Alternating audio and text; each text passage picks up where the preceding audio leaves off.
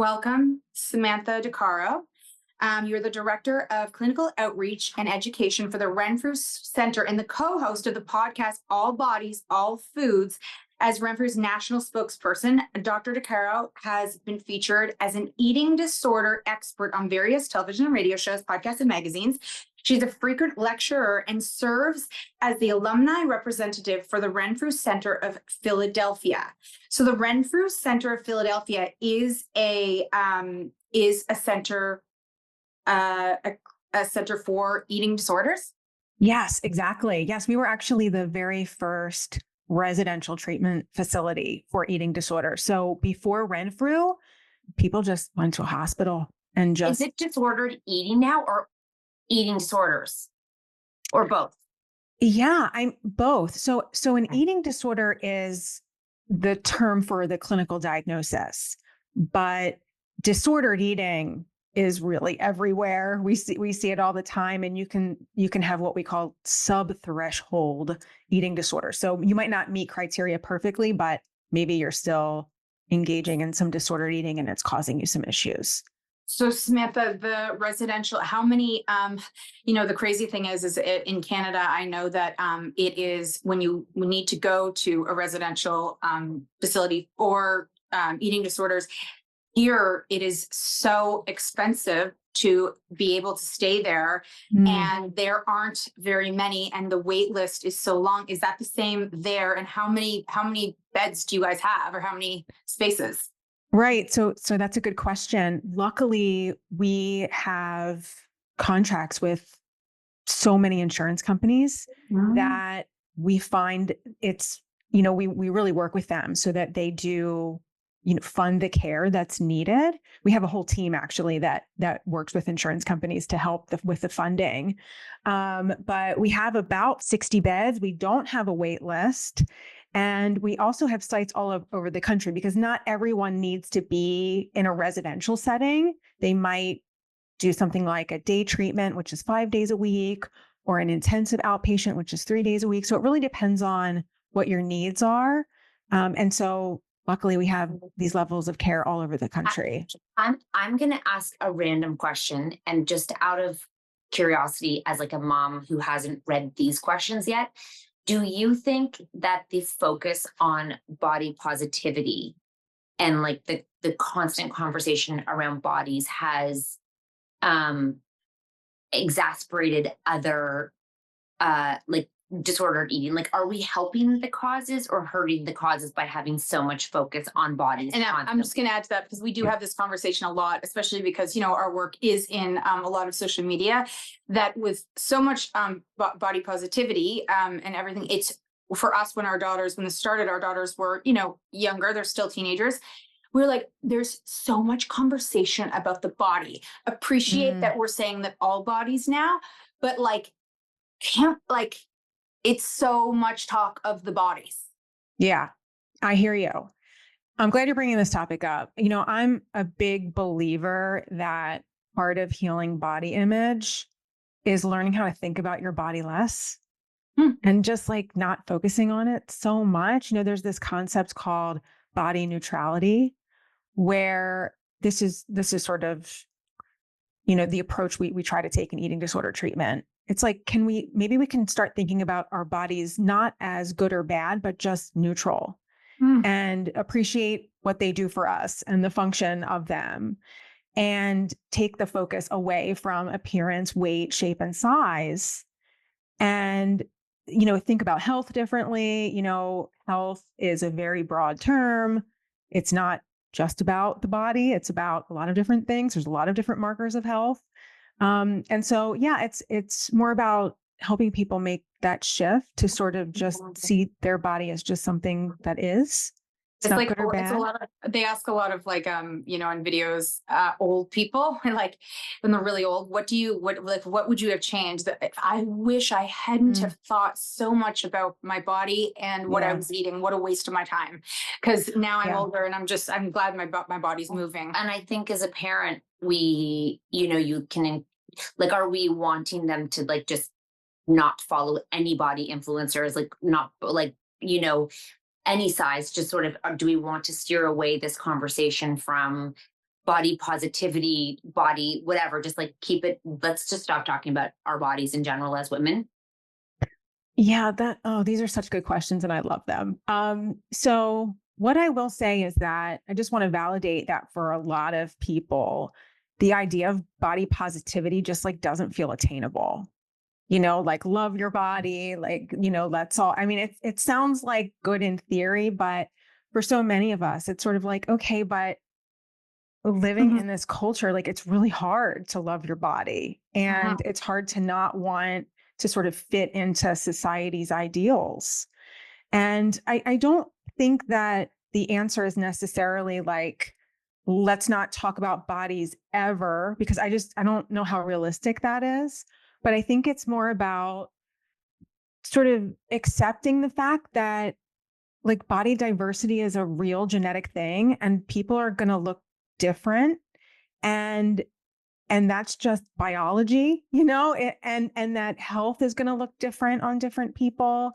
And that, when we're on social media, I think we all have to be really careful that we're not just looking at bodies that all look the same and are Mm. just such a like small segment of the population. If your feed is all like, you know, what society deems as attractive or ideal, that's probably going to cause you some problems if that's all that you're seeing. Or does your social media feed actually reflect like what the world actually looks like when you walk out the door? Like people are of all different shapes and sizes, and we can't possibly tell how someone's doing, how they're feeling by just looking at them.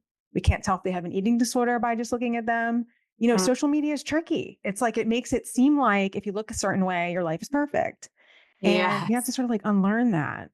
I was recently on a website, two websites, um, and well, I'm always on a million websites, but I remember seeing, I was going through, it was for clothing, and there was and it didn't feel like it was like intentional, like this is the extra sizes, this is, but it was just the models were all just different, and yeah, sometimes you feel like Yeah. it's being so intentional. This just felt like, oh, these are the models that are modeling our stuff, and I was, but I remember noticing, like, because it was reflecting everybody, like, oh wow, this is different. Like, I don't, Yeah. most websites I'm on, and kids clothing stores, it's all the Right. same. Well, Would yeah. you? And I think it's been that way for a long time. We've sort of seen this body type in the media, and it is new and different when you start seeing all different shapes and sizes, in magazines or on TV or on your feed. So, Mhm. yeah, I I think you're think absolutely right. I think what is so hard as a parent is nutrition versus like teaching them health versus teaching like movement versus mental health versus like the conversations of what feeds what, right? Because sometimes uh, anxiety can be triggered by drinking coffee and Coca-Cola, and then if you're like, You're saying that because I had Coca-Cola and Diet Coke, and I'm no, really hyper today. I'm like saying if you have to maybe don't do that if you're getting heart Right. palpitations. And Yeah. the thing that the teenagers seem to love to do is this fat shaming. You're fat shaming me. Everything's fat shaming. Like it from the age of 8, where it's now become, I don't know what the verb is, whatever that thing is. It's now like they can say to their parents, like I will hear kids come off the playground when I come get my daughter, they're fat shaming me. Like it is such a conversation that I don't ever remember having words and language for talking about health. And I feel like some parents, we just feel like we just need to avoid the whole thing. But then are we doing a disservice by not teaching them? If it's just like we say to our kids, like they're like, oh, can we get McDonald's? And we're like, oh my god, like you've had McDonald's 2 times this week. That is a normal, healthy, responsible adult conversation to have, and they'll be like, oh, what? You think I'm fat? I can't have it again? And you're like, oh, what am I supposed to say? Mm-hmm. I see what you mean. Yeah. That's I very culturally TikTok right now. Like you're a Mhm. fat shit. That's a fat shit. Like it's like a thing they like to put labels to, which is in the teen world. And also, I'm going to add to that because we were having conversations with teens earlier, and they were saying, we were talking about eating disorders. And I mean, obviously, it's a different time than it was for us. And I'm curious to know the differences. But that a lot of people will say, talk about having an eating disorder or talk about not want to talking, but they don't necessarily have it. But it's just everyone just sort of trend. thinks about it. It's a trend. mm-hmm. What is Yeah. that? Yeah. So, okay, a lot to unpack here. Mhm. I think, okay, so I see it as, I think it's a positive thing that we do have some language around fat shaming. Now, what I'm hearing is that it's getting kind of used like out of context. I think the important thing is that we're teaching kids like what fat shaming actually means, and Mhm. that it's not okay, right? It's not okay to shame anyone or bully anyone for their appearance or their bodies and things like that. When it comes to food and nutrition and health, it makes sense that parents obviously want their kids to be healthy, right? And nutrition is a part of that. And one of the things that we teach in eating disorder treatment is getting reconnected with your body, in the sense that, how does food make you feel? Meaning, when you eat this, what do you notice? And a registered dietitian can really help with this. So I often tell parents, like, you don't have to do this alone either. Like, if you do have access to a dietitian, they can really help you or your child or family members have a better relationship with food. But it's more about like listening to your body, like the caffeine example. It's like, what do you notice when you drink too much soda? Like, do you notice like your heart kind of, goes pitter patter? Do you notice that you feel a little shaky? Or does this food help you feel full? Or do you notice that, an hour later you're hungry? Like, what foods help you feel full? Or what foods do you really enjoy to eat? Because a lot of helping people have a healthier relationship with food is allowing them to have food sometimes for pleasure, for culture, and not have all this like guilt, anxiety, and fear around it. Mhm. Because that's not healthy. When your relationship with food is fraught with stress and fear and guilt, and you're constantly like thinking about it and you're bullying yourself about it, like, that's a sign that is not a healthy relationship with food. And Yes. so, yeah, so a lot of it is about getting reconnected with your body. How do you know when you're hungry? How do you know when you're full? How do you know when you're in the mood for something? What is your body trying to tell you?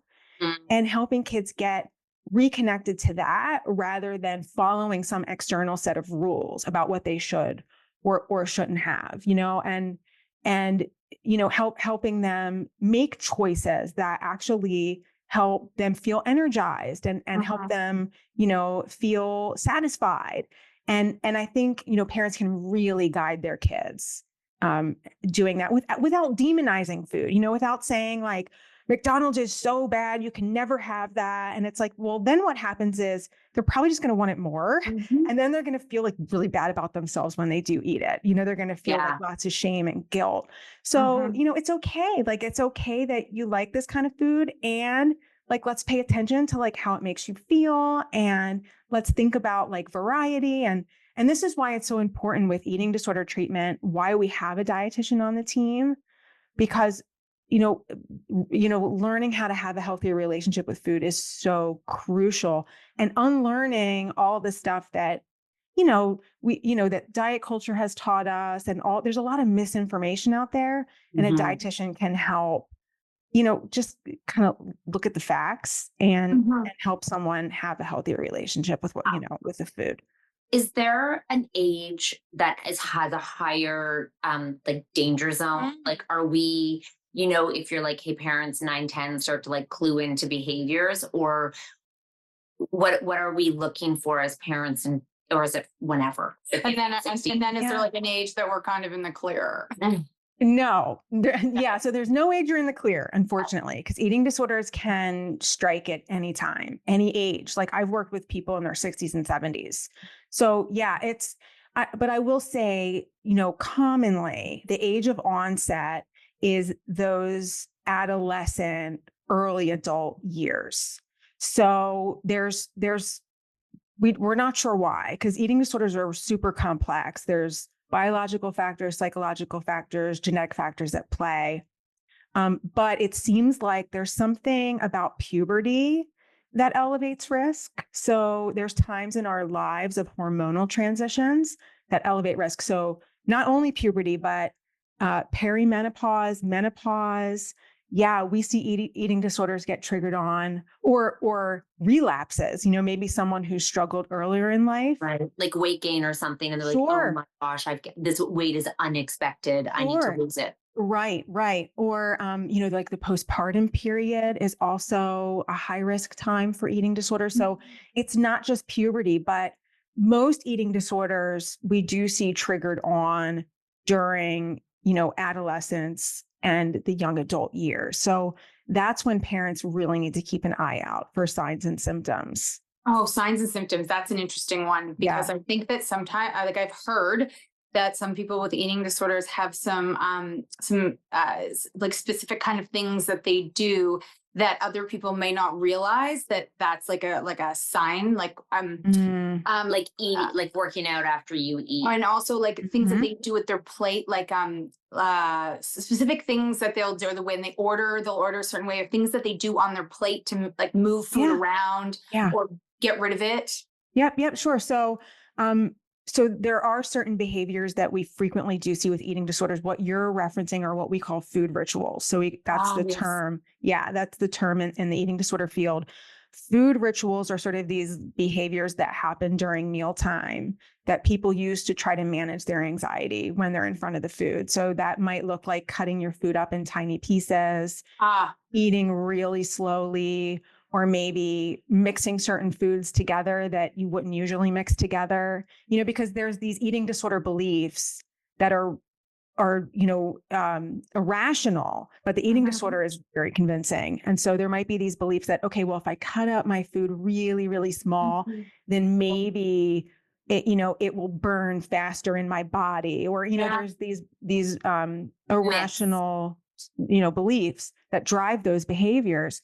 And so there are some things you might see happening on the plate and at mealtime. So yeah, and then the other subject you brought up is purging. So these are behaviors. I think most people think of purging as, oh, well, that's self-induced vomiting, right? But actually, purging takes a lot of different forms. It's really any behavior that someone engages in to undo what they've eaten.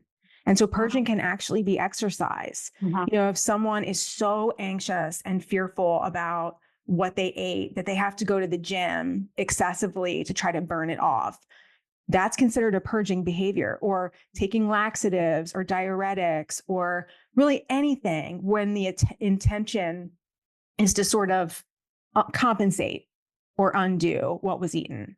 I want to touch upon like boys too, because I feel Yeah. like there's a new realm of cutting, of like looking cut, of like getting like Hmm. going to the gym, of muscles. And I think that the boys are also sometimes missed, because I think it that we think that it's like okay when a guy says it, like it's like, oh, Right. they won't get it, like they just want to be ripped. What are the Oh my God, it's so true. When we think about, like, we know someone in our life who's super, super fit and he won't eat. So like he will only eat like chicken and like a vegetable. no, it's But a full disordered if a girl was doing that, we'd be like, oh my God, is she? Hmm. Yeah, Yeah. and we have a higher tolerance to let boys have negative behaviors than we do girls. Yeah. What are we how are we helping the conversation as parents, I think, in the household, girl or boy, in terms of, normalizing the way they look, and when we're seeing food come, is it parents who are really triggering some of these eating disorders with their own That's a good question. fears? Because I will say that I've seen some kids as a group do it at school. Like, it's like who can eat less, like they can become competitions, or it can become like a trend. And sleepover Yeah. camp. Yeah, like sleepover camp, like, oh, if you do this, they kind of catch it. Let's say catch it, but does it stem from your own values and morals within your household, do you think? Well, so what happens in the home can definitely have a powerful impact. And as I said earlier, eating disorders are super complex. We can never just say like one thing causes it. Mhm. Mhm. And at the same time, if you live in a home where there is constant, fear of weight gain, there's constant dieting, there's so much focus on appearance and judgment, that's probably going to be a risk factor for someone who has other vulnerabilities. Not to say that every child in a home like that is going to definitely develop an eating disorder, but it does elevate risk. And so it is important for parents to know what the risk factors are. So at the very least, their home has no risk factors or very few, you know, and when there's such a focus on, you know, body size, weight, food, you know, kids pick up on that. Yeah, And without saying it, I think that's yeah, really important for you to know, to say out loud that just because you're not saying it, yeah. your behaviors will show it when I sadly heard of someone who gave her two sons a donut, but not her daughter. And I was like, oh my God. In front, I was like, Mhm. oh dear Lord. Like that Yeah. is a message right there. That's a Yeah, message without even saying a message, you know? exactly. Or when, you know, someone in the home, maybe they make fun of themselves in a joking way. And it seems kind of innocent, you know, like, you know, jokes about like what they ate or that they've gained weight. And even those jokes that I think oftentimes happen out of even conscious awareness, you know, that parents just sometimes say these things and they don't realize it. And that sort of thing it can have an impact on a kid because they're noticing that a certain, you know, certain behaviors or certain body types are like worth ridiculing, you know, and that gets picked up even subconsciously. So Like it's buried somewhere and like just sits there and you yeah, don't know when it's going to grow, but it could grow at any point. right, it could plant a seed, Mhm. and those kind of comments might become their inner dialogue when they're adults. It's sort of like, you know, these stories they tell themselves about their own bodies. And we see it a lot. And sometimes, you know, I'll work with clients and they'll have this like really strong inner critic where just constant bullying themselves. And sometimes we have to kind of sit back and just say, like, who does that voice remind you of? Like, is that anyone from your childhood? Like, where does this voice come from? And then there are times when, you know, I have clients who will say, yeah, like it does sound like someone in my life. And maybe I did pick that up. And maybe the work is about amplifying those other voices in my head that are more empowering and accepting. And yeah, and so a lot of the work is cognitive. It's trying to pay attention to, you know, what are the thoughts you're having? What are the stories you're telling yourself? Where do these stories come from? And how can I start talking to myself differently? Yeah. Yeah. Recently on TikTok, Liv Schmidt she was banned for controversial discussions around weight. She's back. She's at the time that we when this is I guess a couple weeks ago, when I looked her up, I was like, oh, and I can only imagine that she's banned. But there are so many people on TikTok and so many other ways that somebody can be influenced or be taught how to be skinny. What do you think? Do you think that there should be more restrictions on the content on apps? And do you think that's even possible? Mm, yeah. Well, you know, I do think that, you know, and I think the APA would agree with me. The American Psychological Association came out with a health advisory for social media use in adolescents, and they did recommend that platforms remove that sort of content, or at the very least reduce exposure to any kind of content that promotes eating disorder behaviors. But I think we need to get really clear on what are eating disorder behaviors, what's harmful. I think platforms need to first define that. You know, what is harmful to kids and to really all of us? Like, let's be honest. But, you know, any content that promotes or encourages restricting your intake, over exercise, binging, purging, these are probably going to be harmful, especially to kids in those vulnerable windows, right? So Yeah. adolescents, young adults, before the brain is even like fully formed, when they're at highest risk of developing an eating disorder, that sort of content is probably going to be a big risk factor. In my view, you know, as an eating disorder specialist, it's like I'm aware of all the risk factors, and content that promote restricting, binging, purging over exercise is obviously a problem, but there's all these other risk factors on social media too, and what we know from the research is just even looking at idealized bodies, like the thin, idealized body, it's linked to anxiety, self-esteem, disordered eating, and so what we know, it seems like the more we're looking at these images, the more likely we're going to be impacted by them. And exposure to those images is another risk factor, the mere exposure. Now, are we going to be able to eliminate like all bodies that are sort of like idealized? Well, no, because there are some people walking around genetically who just so happen to have the idealized, society's ideal body. I think the key is, well, two things: media literacy, social media literacy specifically, to be able to, we really need our kids to understand like what they're seeing and why they're seeing it, and to be more conscious about how they're behaving on social media that is increasing the risk factors that they're seeing. Are they liking these posts? Are they commenting and sharing them? Are they saving them? Are their algorithms like just feeding them these images constantly? How do they feel when they're on social media? It's like helping kids check in with themselves. Like, how do you feel? Like, do you feel less than? Do you feel like you're not worthy? Like, what do you feel like when you're doing this? And even what do you feel like later on? Like, even when you walk away, like check in with yourself. Like, what's going on here? And this is important for kids, even in their relationships. It's like, how do these things impact you? You have like a relationship with your phone and a relationship with social media. You have a relationship with other people too. You have to teach kids like to check in with themselves. Like, how do you feel when you're with this phone? How do you feel when you're with this friend? Are these relationships that help you feel like you can be yourself? Yeah. Do they help you feel like creative and happy and give you a zest for life? Or do they make you feel like crap? And so that's the information. It's the same with food. Like, check in with yourself. How is this stuff impacting you? And then making decisions around like, okay, well, what do you want to do about it? Like, how can we have a healthier relationship with social media? How can we make this a better place for you to be?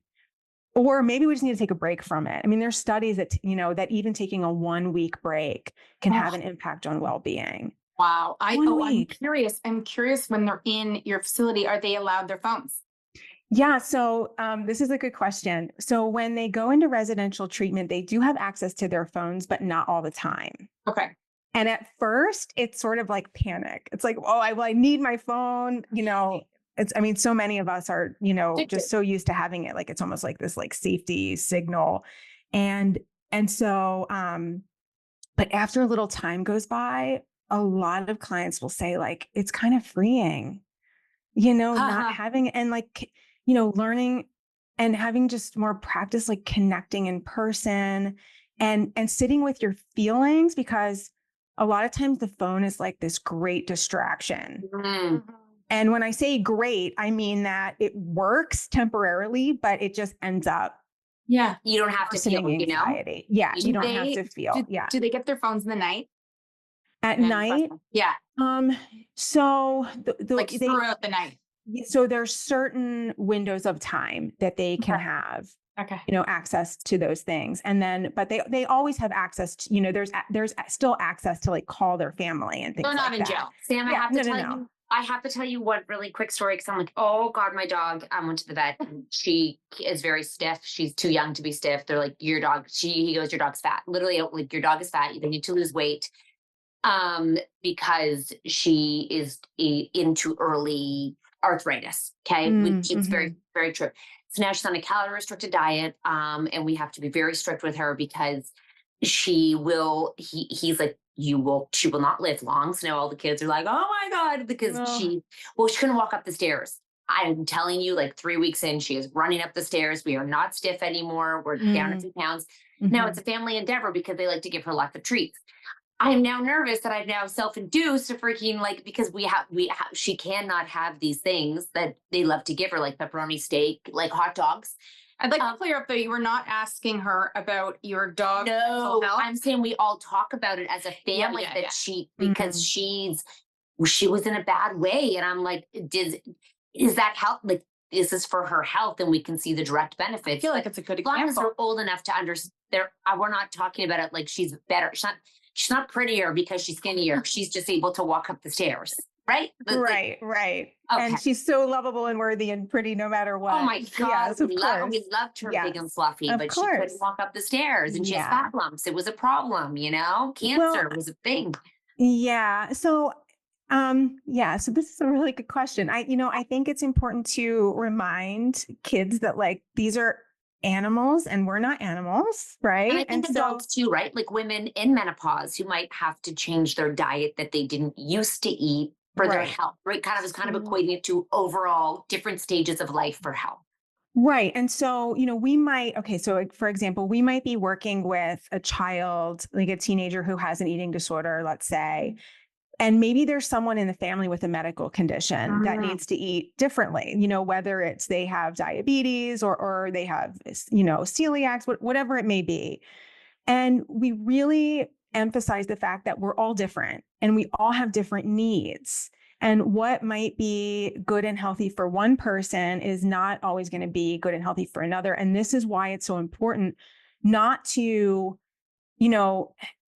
to pay attention to your own needs rather than outsourcing, rather than going to someone else with a set of rules, telling you how to eat. And you like, obviously, like, we're not going to follow the same meal plan as the dog, right? Because the dog has its own needs and right now it has, its own plan and everyone is different. And it's just important that we pay attention to like what our needs are. Oh, that's actually I have two questions and I think they're kind of linked because it's we're in a like a different time.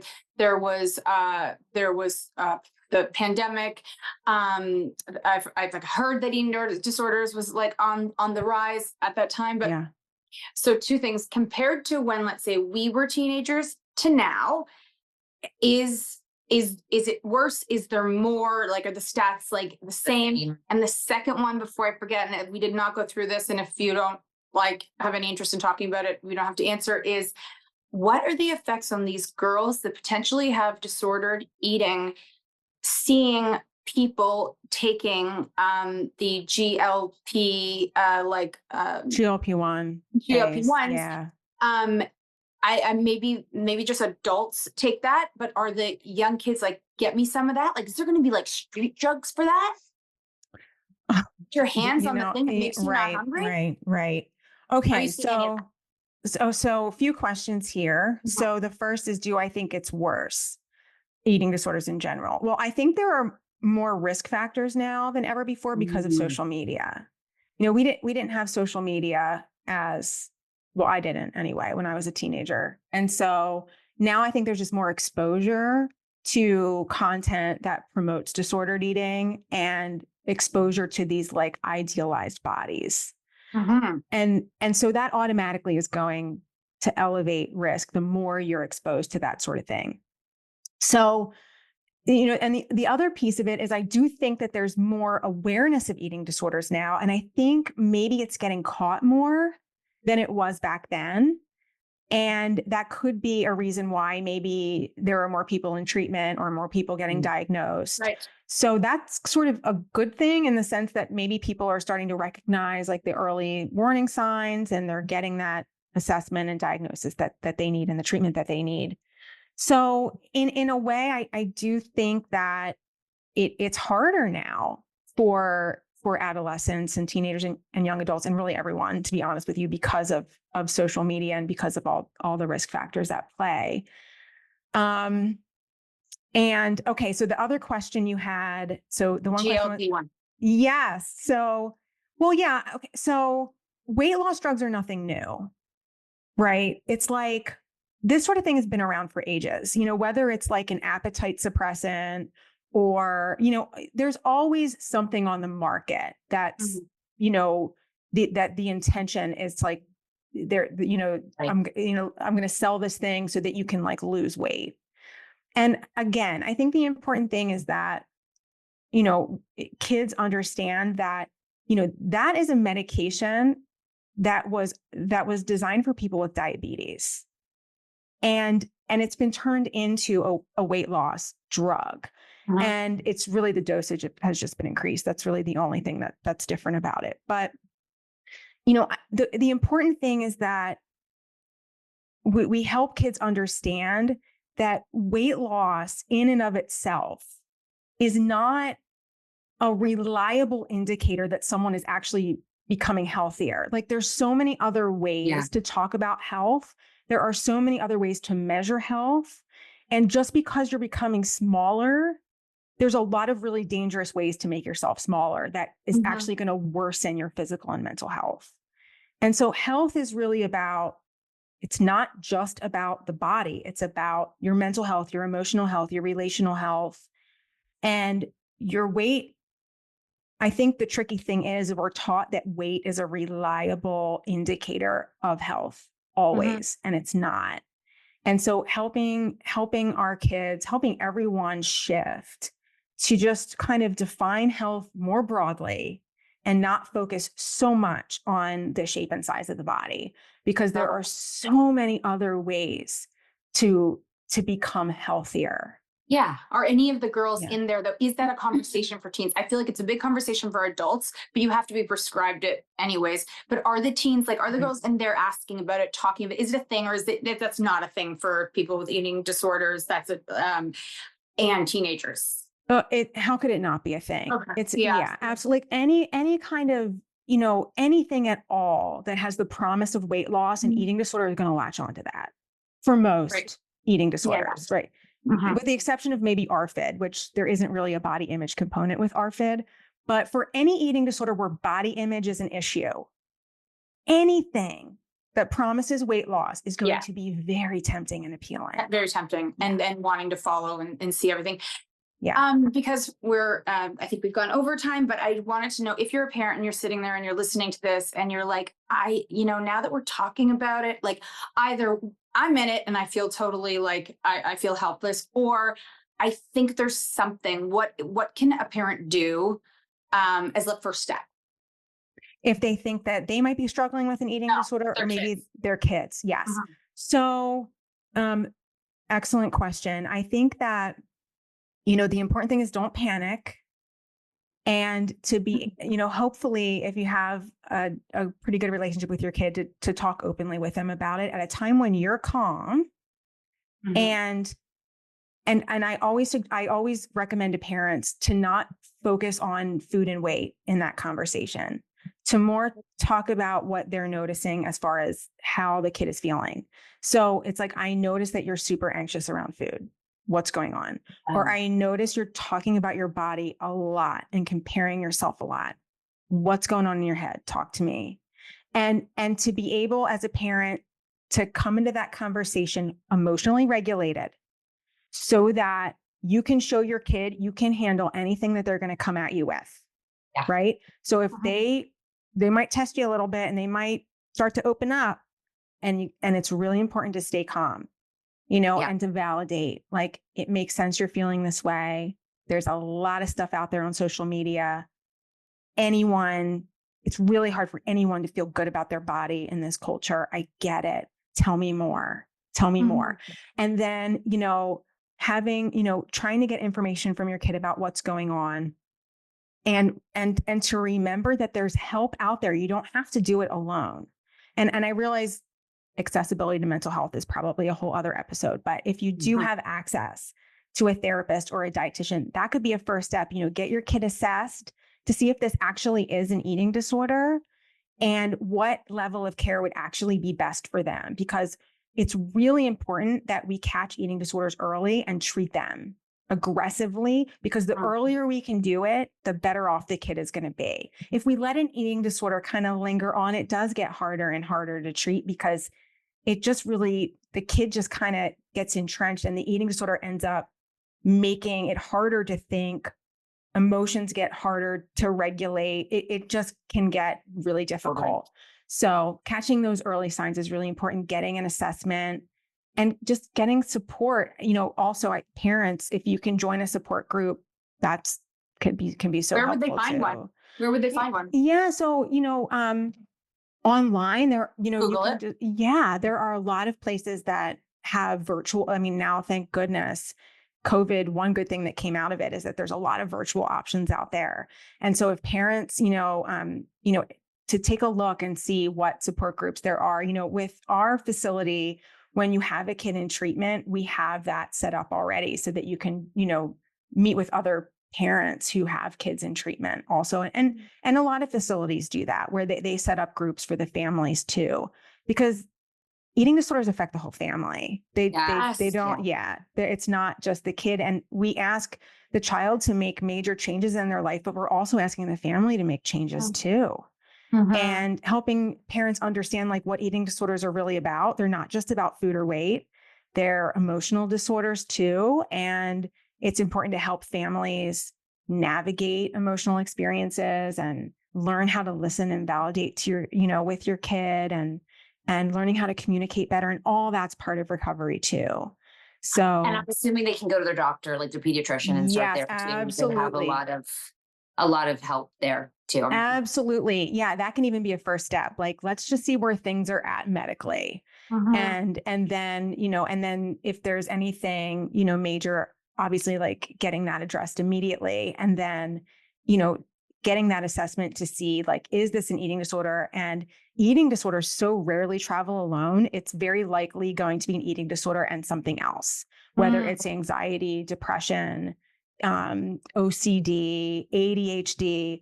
And so getting really clear on what actually is your kid experiencing and what is the treatment that will address all of the things, not just the eating disorder.